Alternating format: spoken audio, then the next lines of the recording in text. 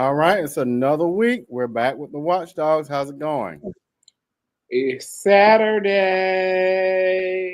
and I'm kid free. It's Sunday somewhere. I don't know where, but it's Sunday somewhere. So what you got going on for the weekend, other than this show? Sleep. I've been on the go since Easter Sunday nonstop, and last weekend I literally may have slept for a total of 6 hours, and that was from Friday to Monday morning when I literally slept 6 hours. We appreciate Easter Sunday. Happy Easter to those who celebrate Easter. Happy 420 to those who are smart. I'll just leave it at that.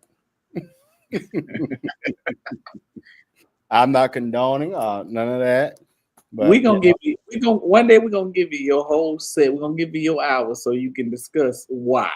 One day. Well, I wish people will understand why. I mean, it's almost like this whole.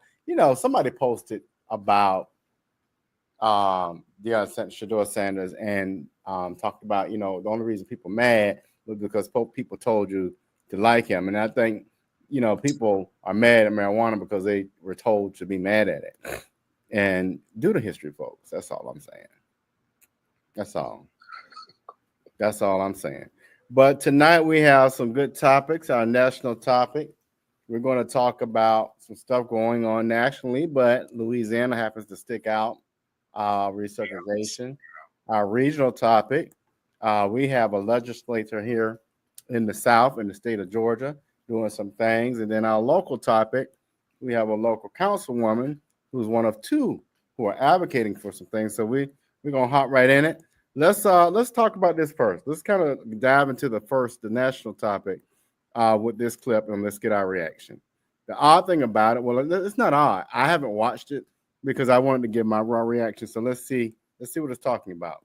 Why are schools still so segregated? If you've ever taken a U.S. history class, you've most likely seen photos like these. Ones that might give the impression that school segregation used to be a big problem, and then we took care of it, and now it's a thing of the past.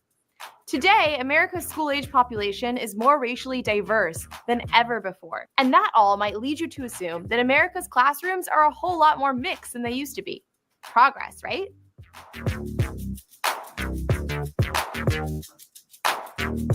There's been all these stories in the news that basically say that schools are actually getting more racially segregated. The most recent data shows the average white student goes to a school that's more than 70% white. A study ordered by Congress found the percentage of high-poverty schools with mostly Black or Hispanic students has more than doubled since 2000. So what's the real story here?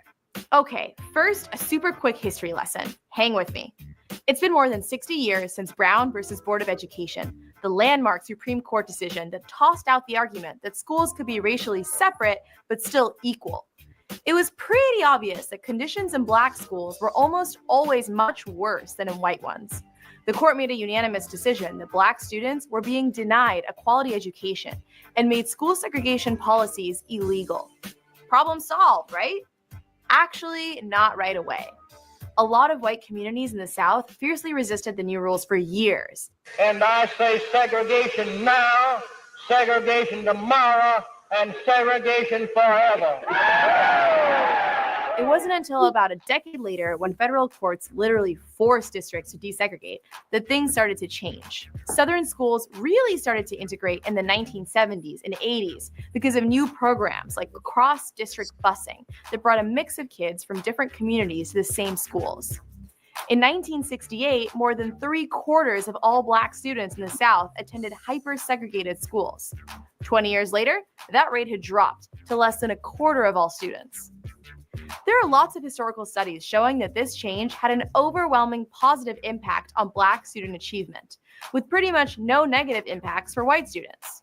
But not everyone was happy with a more racially integrated school system.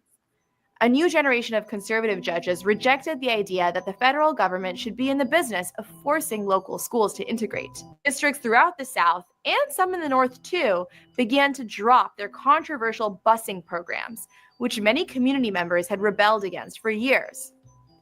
There were other factors too, including what's called white flight, when a large number of mostly white middle-class communities moved from urban areas to the suburbs. The result? There's been a massive drop in the number of schools that have a balanced mix of students who are white and students who are. What's your reaction to that? Well, that's a lot to unpack, but she kind of gave a brief history lesson, but let's kind of delve into a little bit more so people actually understand. So originally, we got to go back. Like I hate that we always have to talk about slavery, but that's where all of this stems from. Post-slavery, schools are separate. They wanted to educate, which is how we got our HBCUs, and then we got schools started, which a lot of them used to be local churches in the neighborhood, and that's where the children went to school at. Educated by the neighborhood people, educated by the neighborhood people. But they felt like, they wanted more because they realized we didn't have access to the materials, stuff like that. So that's how we got to Plessy v. Ferguson. Plessy v. Ferguson was when they classified it as separate but equal, which meant as long as coloreds, as my grandma used to say, the coloreds had something that they got the old textbooks and the predominantly white school, the white schools got the new textbooks, they classified as separate as equal. But thanks to our great United States former Supreme Court Justice, may he rest in peace, Thurgood Marshall, led a great charge to get us to Brown v. Board of Education, which they said we must desegregate schools. Now we must think about it in context of today's terms. If they truly wanted to desegregate schools, they would have to get the Supreme Court to repeal Brown v. Board, which in all actuality, from what I've been seeing, that's not going to happen. I'm gonna say I highly doubt that will happen. No matter how hard they try, them people are starting to rebel. They was going along with it at first, but now they're starting to rebel, especially if they start throwing them in jail. Because we in charge over here. Best believe. I think what's interesting, that I think that Roe v. Wade was a litmus test. Roe v. Wade had really nothing to do, in my opinion, with restricting women's rights. It was, I think, a number of people wanting to test the waters to see how far this court would go. And I mean, we get it. You see now we have a university that's ending its Black Studies program in the Georgia NAACP, pushing back on that. We see Howard University. They're about to strip $65 billion from them. And so I think these litmus tests will allow a number of these things to go to court and say, okay, we're getting away with this. So now let's try to roll back Brown v. Board. Now, I'll put it to you like this. I've been a product. I've been in the spaces of HBCU. I've been in mostly the spaces of predominantly white institutions when it comes to higher education.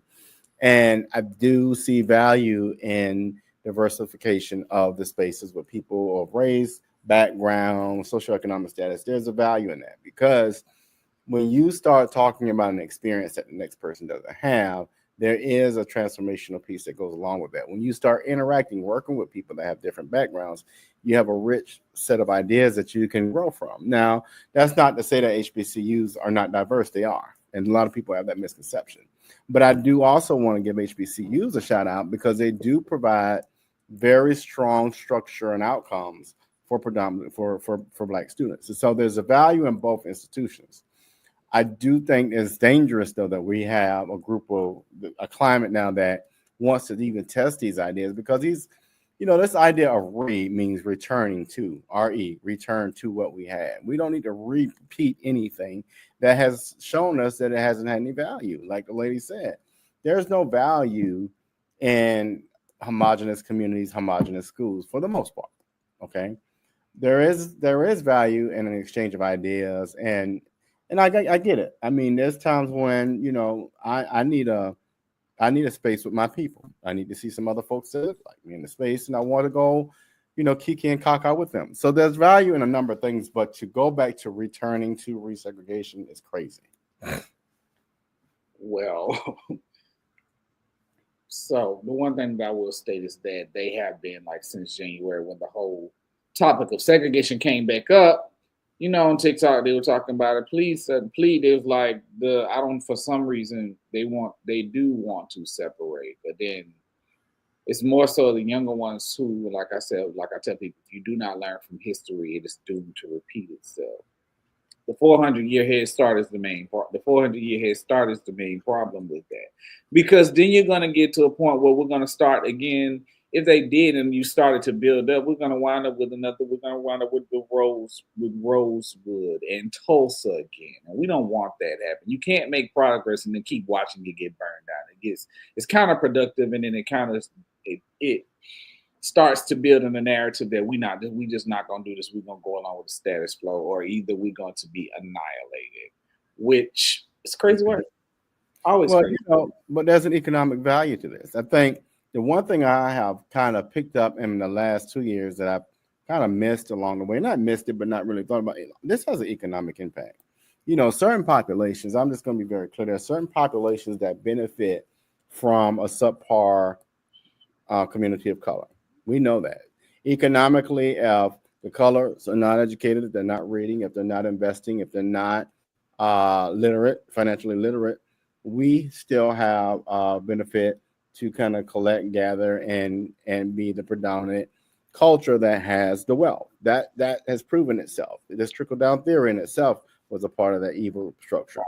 War on drugs was a part of that evil structure. And so to maintain that system as it is, where we have the haves and the have-nots, I think is a main core of this whole argument. I would want to ask the question of those who are behind this movement. What's your motivation to do this whole idea of resegregation? And but let's watch this next clip. They're talking about it in Louisiana very much. It's this idea of resegregation. But I will ask people, what's the value in resegregating? But let's see what they're talking about here. Let's make sure we cue it up right. And many have seen images from the 1950s of the chaos created when Brown versus the Board of Education ushered in the racial integration of America's schools. Those students on the front lines of the progress felt their fight would lead to more diverse classrooms and better opportunities for students of color. 70 years after that landmark court ruling, our country has a more racially diverse group of students, but many of America's schools have now resegregated. ABC's Ika Jachi explores what that means not only for current, but future students. Just like millions of other high school students, Ava Pittman starts her journey to class taking the bus. But that's where the similarities end. You see, this daily trip starts long before first period, just after dawn breaks.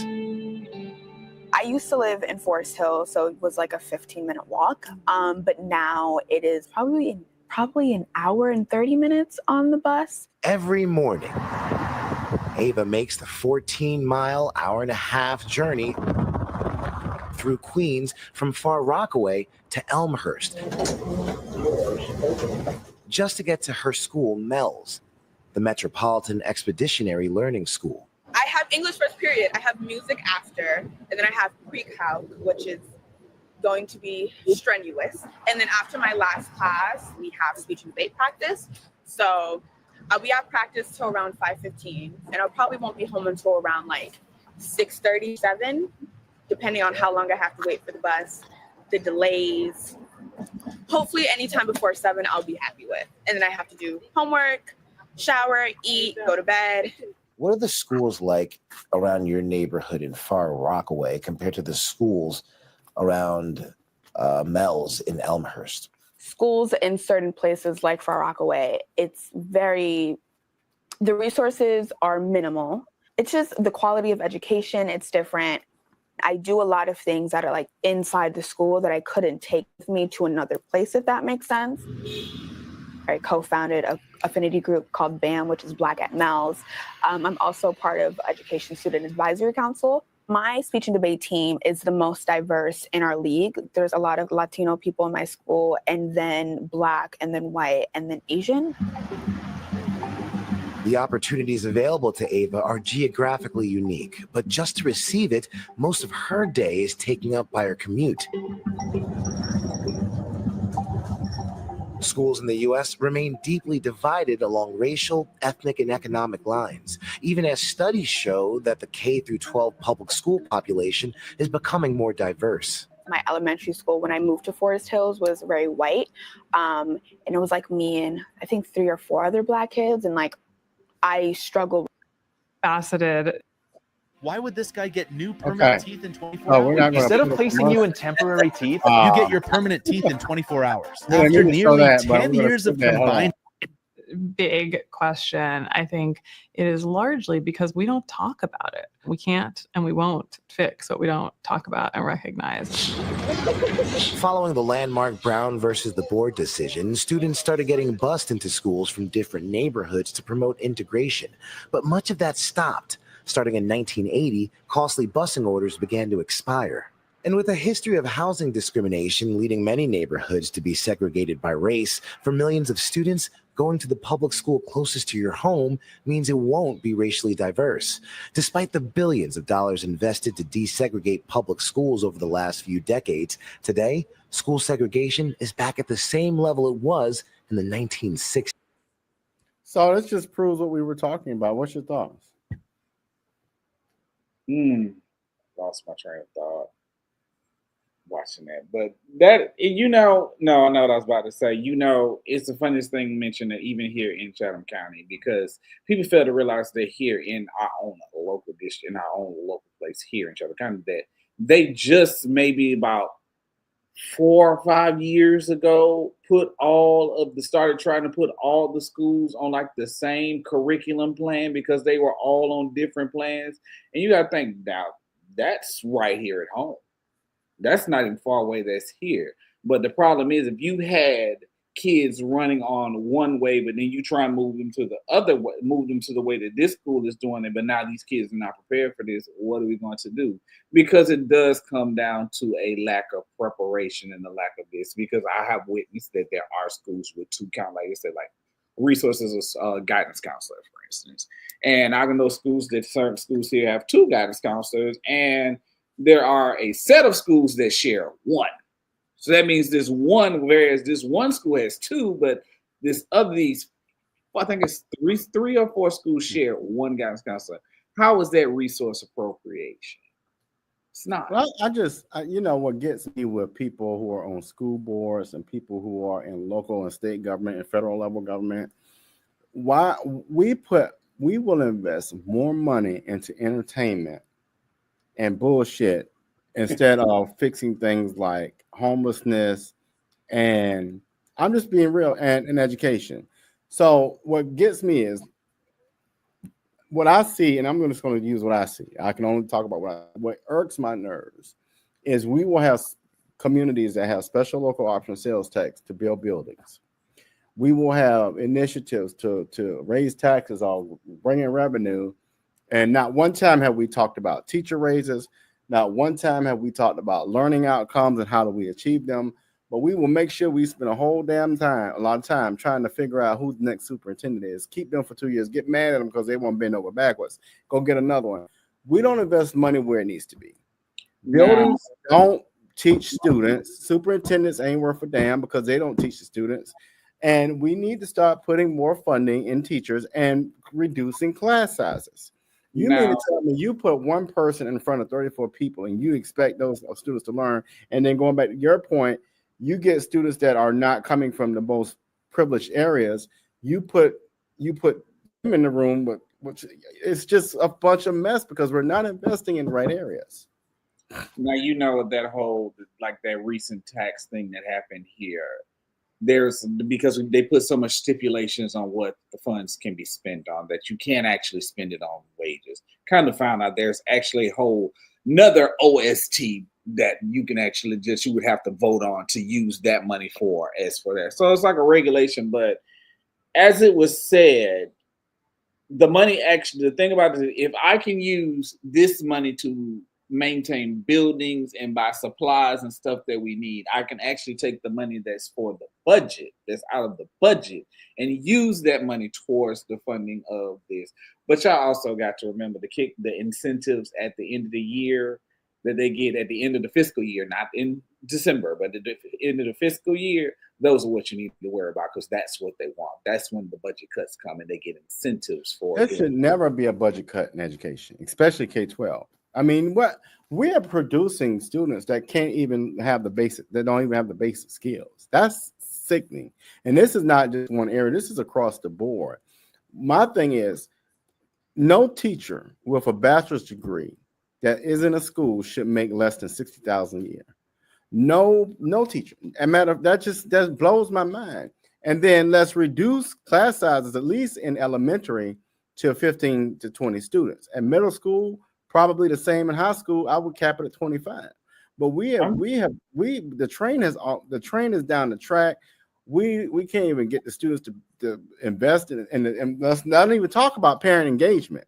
But then now we want to talk about resegregation. So this is we are in the middle of talking about a pandemic, and what gets me, and this is at an all level. We will place more blame on a president instead of looking at ourselves in the mirror and saying, what are we doing locally to advocate for better situation? So anywho, that's that soapbox. We're going to take a quick break if I can get myself together here, and then we'll be back with our local. Well, no, we need to talk about our regional topic, which is good. We got somebody out here doing some work with it. We'll be right back. Need your garments cleaned with care and with a professional touch? Then bring them to One Price Cleaners in Garden City at the Old Farmers Market on Highway 80. Service you can count on.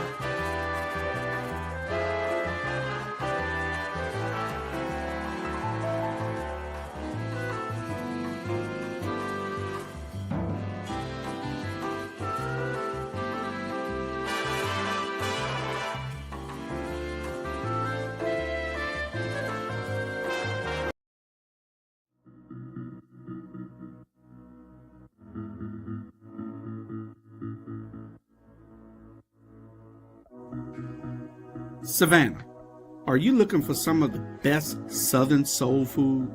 Then check out Kim's Cafe at 714 MLK Boulevard. The food is so good, you'll think that your mother cooked it.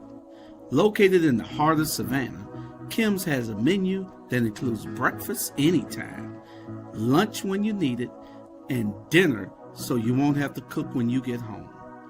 They also cater all types of events and can host your reserved event at the restaurant. Come see what everyone has been raving about. Great food, great atmosphere, and a great time. Kim's Cafe, 714 MLK Boulevard in beautiful downtown Savannah. Oh, I mean my friend, your Savannah homeboy, Clarence Thomas, made sure that I don't go to prison. So Julius is in there talking to Trump. Oh, I'm telling.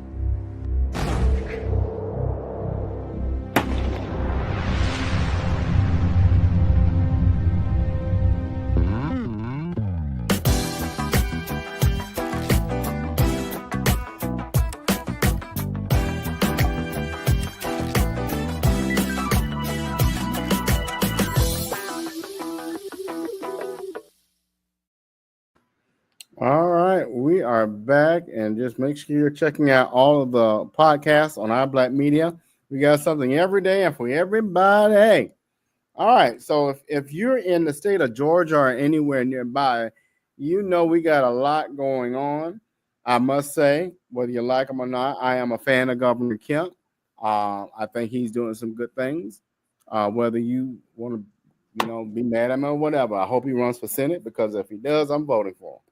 You vote for who? Governor Kemp, Brian Kemp. Why? Brian Kemp does some good stuff. I mean, hold tight. We're gonna get in a minute. Hold tight. This is not about Brian though. This is about Representative Carl Gilliard. One of the things he has done good work here. I want you to get to the video. That's what I want you to do. We're gonna get to the video, but I want to set it up right for the person who needs to get the flowers. But Carl has done a good job of leading and producing and getting legislation passed as a Democrat in a red state. So shout out to Carl. But this is one of the things he got passed. Let me get this up and going. Hold tight. All right, can y'all see it? We got it there. Hold tight. Governor Brian Kemp also signing other pieces of legislation. That includes State Representative Carl Gilliard's House bill honoring the original 33, the men you see there. The Black Americans were elected to the Georgia General Assembly back in 1868, but they were denied their place due to the color of their skin. 14 of them were lynched. The new bill aims to honor and commemorate the lives and contributions of those 33 Americans. You can take a look at the legislation and others that were signed today by heading to our website, WTOC.com. All right. So, I mean, good work. Good work. But go ahead. I'm going to be quiet. Oh, I know you did. Now say, I don't know what you want to talk about. I don't know if you put your face back up there. That's what I do now. Okay. But anywho, no, but that's great. Now we gotta. Now, if you have never, Carl Gilliard is funny, hilarious in person. Hilarious, very intelligent, well structured. He started as a person of the people, and he continues to serve the people. And you got to, and I don't care what you may have to say about him, how you feel about him. That man goes up there, he does his job. When I see Neverland, when I see a house, I call it a house. Call it Chateau Charest. Right now, it's Neverland. But that's some. I don't know. As a history buff, I am. I don't know. Maybe because I haven't done Georgia Black history, I've done a lot of history, a lot of Black history in a lot of places, but I've never done Georgia. But that is an amazing thing to do to get them honored. But as far as your person who you mentioned earlier, that Kemp man, no, I would not be voting for him for Senate. I want my person. I want the person who he plan on running against to stay there. Because Kemp is going to do exactly what everybody knows he's going to do. He's going to be a follower, not a leader. He is not. I must say he doesn't. I'm gonna tell you why I appreciate moderates. I can appreciate the fact that he does offer a lending ear. And there's a number of Republicans in our area. I'll be honest with you. Hold on. There's a number of Republicans in our area who I know they're not all the way coming. They're not coming to the cookout, but they do advocate stronger for issues that affect us than the people that look like us, which is real interesting. And this is my thing. I agree wholeheartedly with him as where he sits now as far as Georgia. Love Governor Kemp. Not gonna lie, like y'all ain't gonna talk about Kemp now compared to some of them other ones. But we still, like, if I tell you, if we go back to anybody, we're gonna talk about 2021 when he opened the state back up full. He opened the state back up full wide because his buddy said open up full wide, even though he set up there in 2024 and talked about his wife, and he still supported it. Well, again, it's an economic. Like I said, he did what he knew. He did what he knew he was gonna do because he knew. I said what I said. You don't like it. I don't like it. I don't. And that's what I'm gonna say. I don't like it. Well, I mean, what about a far leaning? Let's talk about this. A far leaning non-moderate. I mean, what do you feel about the extremists? And extremists like who? You got to give me a reference point. Let's say AOC.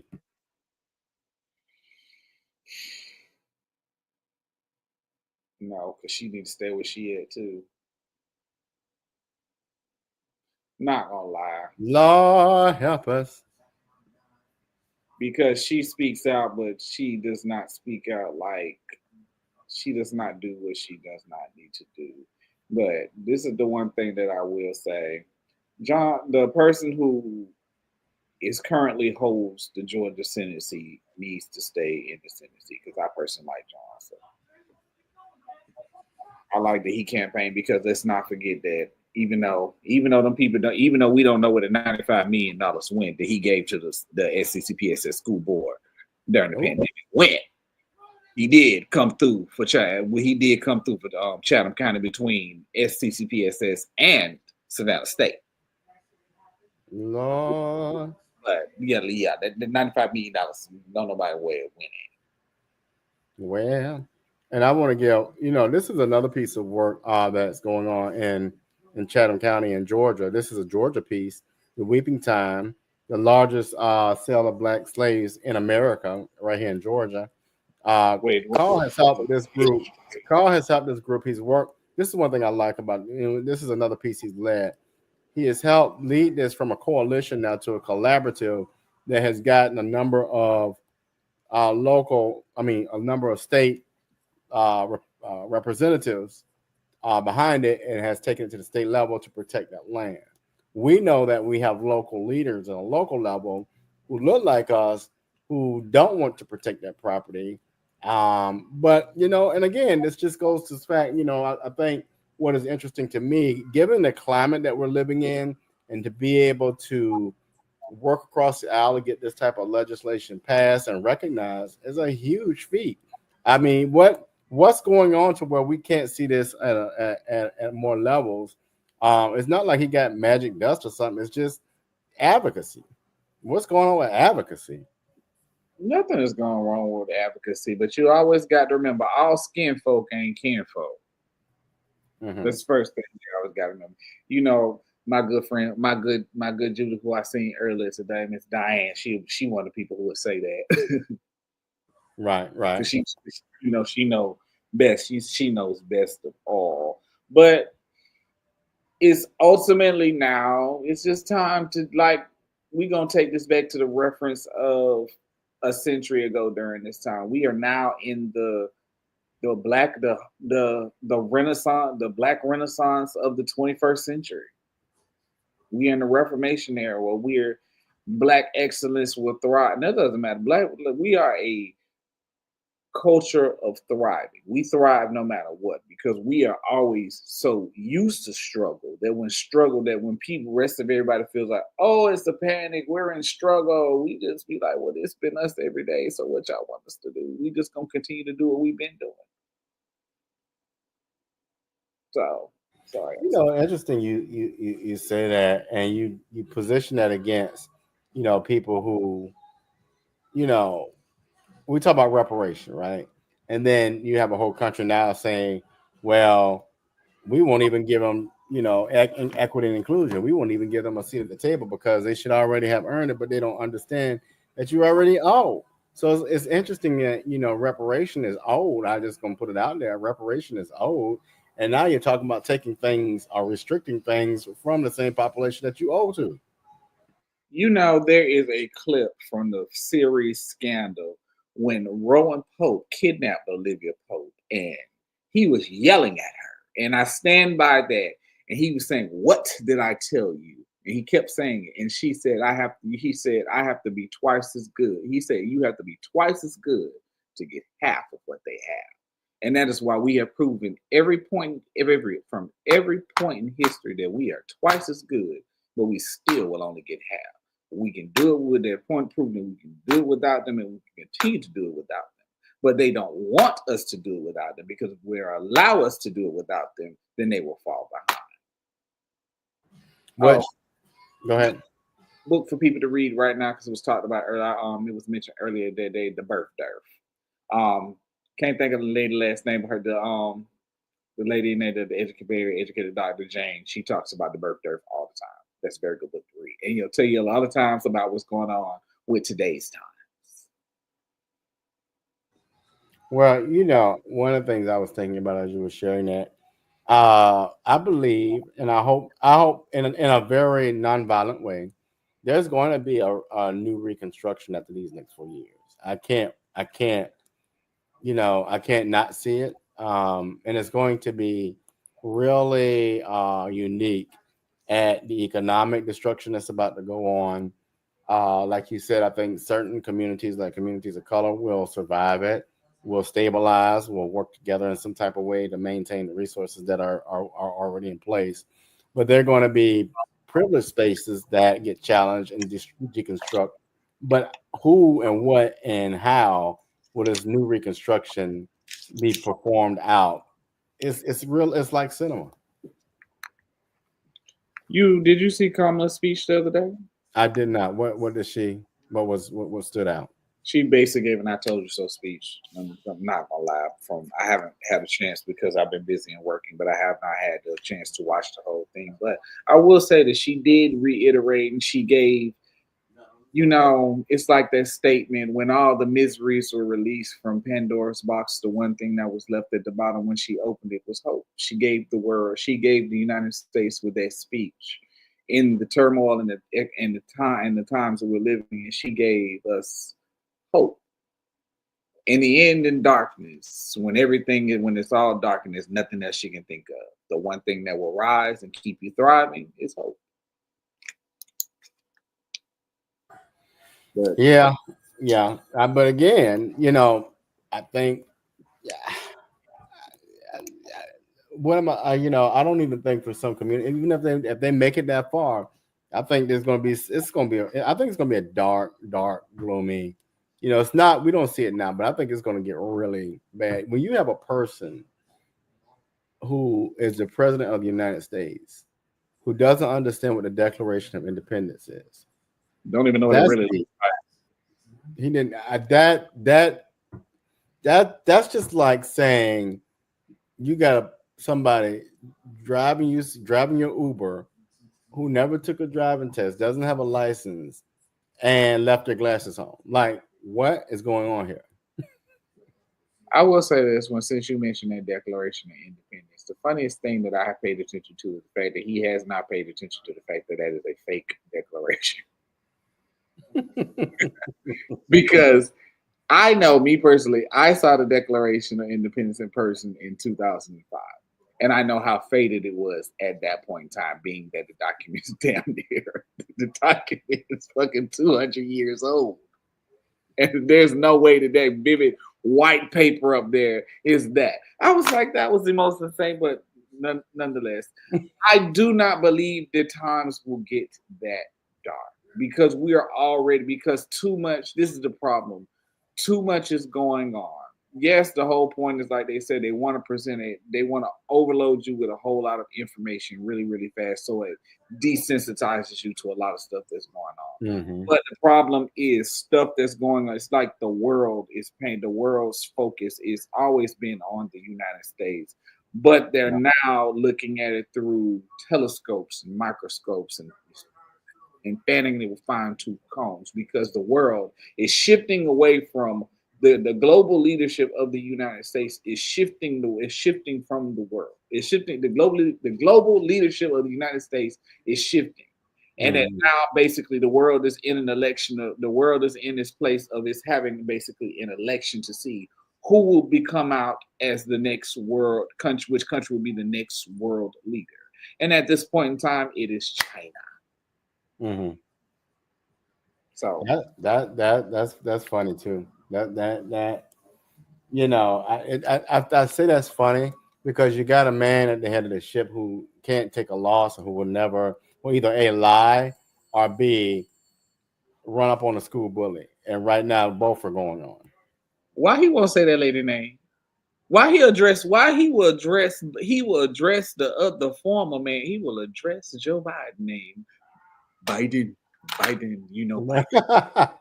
but he will not.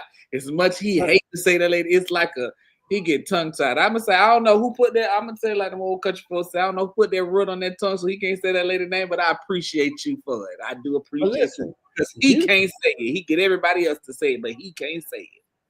But it's funny you mentioned China. Let me go to that for a minute. I think I wouldn't put it past one of these countries in Africa to kind of pick up the mantle quietly and say, we who run it. But since you mentioned Africa is now moving towards the stages of separating and trying to eliminate the influence of Western countries and Europe. They're much like how they have the European Union. They're trying to form the African Union. They want to set, I think they want to set like the Supreme Court type situation in South Africa. I think they were looking at putting like the head office that will run the AU in like Nigeria, one of those countries. So that's what they're currently trying to do. They want to make they're trying to make one currency now so that they can move away from these separate currencies and strengthen the world. Because let me explain something to people. Now we ain't gonna say when. Yeah, because it's coming. When they do something like this and they formalize and then when they formalize it and become one, and they actually have a formalized military to help back it, so it's not like everybody's fighting with each other. They're one nation. the rest of the world will succumb to them, because the majority of the raw minerals come from there. Vibranium. They didn't make Wakanda for nothing. That was symbolic. Very, very much. Thank you, Stan. God bless. Thank you. God bless, Dave. Thanks, Stan. That was a very symbolic movie. Like, I don't know if you've seen Sinners. You got to go see Sinners. I'm not going to spoil it. The symbolism in that movie is so powerful, and if only people who get it will get it. I'll just say that. I haven't been, because I was not going to the theater to see it. I tried to. I started watching it when it first came out at my house, and the sound quality, I wasn't liking the sound quality, so I said, okay, we just have to wait a little while for it to get me a better version so I can watch it. But from what I watched of it, and like from the representations that I've been seeing, I do quite agree with it, and I absolutely love it. Yeah, it's deep, and I'll just say it's deep. But we're going to go to a break, and we'll come back and talk about our final topic.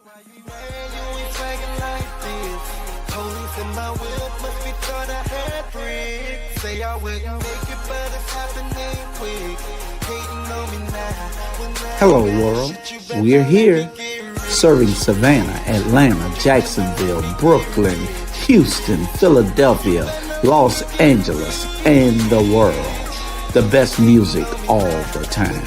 The greatest songs ever made, every time. Tune in to Hot 2100 Savannah and get a taste for your ears. Hot 2100 Savannah, serving Savannah and the world.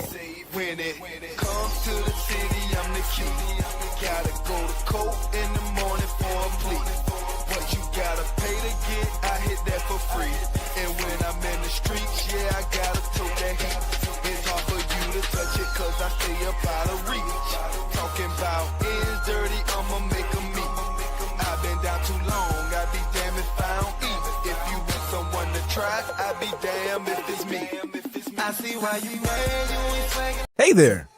Are you ready to amplify your voice and embrace your passion? Tune in to Our Black Media Network, where community comes first and every story matters.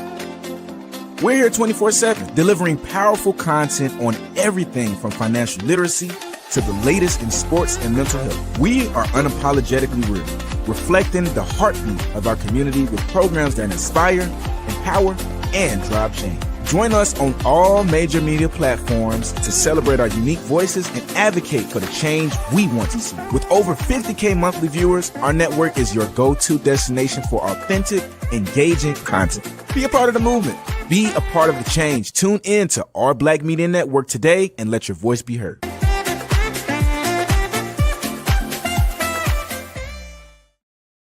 And don't forget, if you want to find an episode about a particular topic, check us out on YouTube, Our Black Media on YouTube, or you can go to Roku. It's on Roku. All right, so locally, we're going to talk about something right here in Chatham County, the city of Savannah, where we're broadcasting from. And we have a very out front alderwoman who has advocated for a predominantly historically black area for a while, who's unapologetic. And she's done a lot about food apartheid, about resources to, make the neighborhood resemble what it should resemble, such as the white neighborhoods in the city. But let me just play this clip, because what she's trying to do is, again, this is about economic development in her community. Something, unfortunately, this mayor can't understand. But I'm just going to play this, and she's talking about a specific piece of property in her area. I believe the people had confidence in my leadership to speak for the first district. Because anybody who's been in the first district for 66 years and their family's been there for 7 generations, I guess they figure they should know a little bit of something, especially someone that's studied and showed themselves approved and has been working for their people their whole life. I guess they figure I can sit here a little while and represent the people of the first district and speak for them. No one speaks for the first district primarily, but me, the alderwoman. Now you have 2 at large, Alderwoman Alicia Miller Blakely and Alderwoman Carolyn Bell. They also speak for the first district and all 6 of the districts, every district. And then you have your mayor, who manages council and lead our council proceedings, and is responsible for the whole city, just like the 2 at large. So 3 people on your council. Of the 9, sort of manages and look out for the whole city. Well, that's the way it is designed. But I get to speak for the 1st district. At least that's the way it's supposed to be. But I got a little problem. But I got something to tell you. We got some solutions. So I'm going to turn around and look over my shoulder, and you'll see, what's that? The arena. The arena, and there you got the Waterworks building and the old central warehouse. You know, people like myself who come out of the local government working in public works. I used to come out here in my working days and have to go and work with the city's public works people, because I was with the county public works people, and you had your trash trucks and your street sweepers, your equipment, and you know, that type of stuff in this area. This beautiful area for so long. But what happened, some politicians came to the communities back in the late 90s, early 2000s, and said, look, we would like for you all to continue voting for the SPLOST, SPLOST, Special Purpose Local Option Sales Tax. And if you all Black people on the West Side, I was in those meetings, I heard them, y'all, bring the promises. If you all support this SPLOST, then we will bring an investment that you all have been asking for to your community. And that investment came in the form of what? The arena. Now, we didn't ask for an arena, but we accepted this arena because wherever you invest public monies, then private monies follow public monies. And we needed an investment because we have been underinvested in, underserved. You know, this is a marginalized, vulnerable, low wealth communities based on everybody's numbers and definitions in the local government arena. So an investment was coming, and we were pleased with that. And that investment, they promised that it would be at Stiles and Gwinnett. And that's pretty central to this Ivory Bay corridor that runs from the Savannah River to Darien Avenue, let's say for the 1st district half of it, that runs to Highway 17 from the Savannah River to Ogeechee Road, from MLK to Garden City city limits. So basically that's the Ivory Bay corridor. And we were going to receive this investment in this area right here at Stiles and Gwinnett. Let me turn around. Stiles and Gwinnett, there you are, is central to this corridor. It's central to this Ivory Bay corridor. And in here, you have this beautiful building, the Waterworks building, that our ancestor laid the bricks. No, let me back it up. They made the bricks and they laid the bricks. We had Brickyard, and then we had the Hermitage Plantation right next to Hudson Hill right there, where International Paper Union Camp. So those were 2 areas where Black people made bricks, Black men made bricks. But they didn't only make the bricks, they laid the bricks. Y'all see that beautiful building? So no one was paying attention to this building too much. It was dilapidated. And we concentrated on that arena back there. And we had an arena committee, there's an arena canal district plan. And I was a president in the neighborhood, an advocate for this community, speaking on behalf of what we needed here in order to reverse the systemic and structural racism. And so what I placed in the plan when I got an opportunity was a community market, an entrepreneur center west on this west side in this Waterworks building. And it was accepted by the facilitators who came to help us organize and create the plan, and they placed it in the plan. So in the Canal District Plan, family, in the Canal District Plan, there we should have this community market. And we said Entrepreneur Center West. They wrote in Business Center. That's a whole different thing. But we insist that we need an Entrepreneur Center West. It is so important as a placemaker, community developer like myself, to make sure that we have assets in our community that will leverage our community and help our citizens create generational wealth. That is how we combat gentrification. That's how we stay here. We're getting pushed out, and this is how we push back. We need this community market and entrepreneur center here. So this fall, what's being planned, we have regional Black farmers, we have community gardens, we have them signing up to come here so we could kick off our Gullah Geechee Farmers Market. Yay! How important that is. One of the things I just want to comment and then turn over to you, Carlton, but one of the things that I just enjoy is the fact that she's right. One of the things in Savannah that is getting me is this regentrification of the historically Black neighborhoods. The one thing I like about that plan for that building, the brick building that she showed, is the fact that if you're ever in Atlanta, if you're ever in Stonecrest, they have the Black Wall Street, basically a small mall, but basically the size of a mall, nothing but Black business. That's the concept we want to bring to Savannah, is a Black Wall Street type thing where if you make something, you can sell something. If you got it, you can sell it and you can market to your people. And so I just think that it's so critical, again, in the climate we're in nationally, but to also have it in the central space of where our historically Black neighborhoods are, how important that would be for economic growth and generational wealth. You know, I always say charity like cruelty starts at home. And it starts with the inspiration of the youth and understanding, giving them to understand what's actually going on and what we're trying to do and how beneficial it is. And it makes me, because, you know, like I tell everybody, since I got out of school, I've always wanted to work with kids. Don't know why. I guess I call it my calling. Started, like I say, even though, like I say, I still have my organization. It's not a house, it's a home, but I just chose to use an outlet that I already had, which is I'm around kids all day. I can always be inspiration to the kids because that's what I chose to do, which is why I chose to do the route that I did this year. Had a conversation with a young man today. He didn't break my, he didn't crush me today like the one I asked the last year when he said nothing. The one I asked today particularly, I won't mention his name, but I said, what? I was like, so which one do we grow up? He said, I haven't thought about it. I say, okay. I said, by the end of the school year, I say, because you got trouble yesterday, I say, you're going to come out. I said, I want you to think about all your interests, everything you like, and come back to me by the end of the school year, what you want to do. My whole point of why I told him that is because once he actually thinks about it and he kind of does it, I have the opportunity to help shape and mold him and guide him into the path of where he's going, so he will not become a product of his environment or a victim of his circumstance. But that market, that's a great idea because I love the farmers market on Saturday. The one they have on 4th, I love getting out. Even though it be early in the morning, I get out there 7. I'll be out there 7 o'clock. That's nice. And go eat. I get to go eat, get me some breakfast, get me some fresh eggs. Because baby, ain't nothing like farm fresh eggs. I'm telling you, ain't nothing like farm fresh eggs. And all the fresh fruits and vegetables you can get for the week and stuff like that.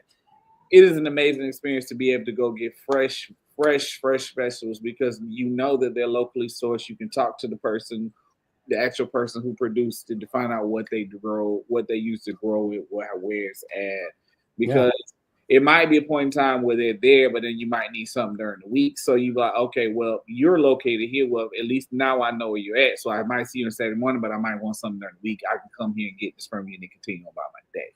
So it creates the idea. So it creates the idea of, like she said, expansion and growth. Because without expansion and growth in our communities will get pushed out due to gentrification. That's it. We're seeing it in Charleston. All right, we're gonna hop back on this next week. Time has passed, so we'll see y'all next time on our Black Media Network. Have a great week.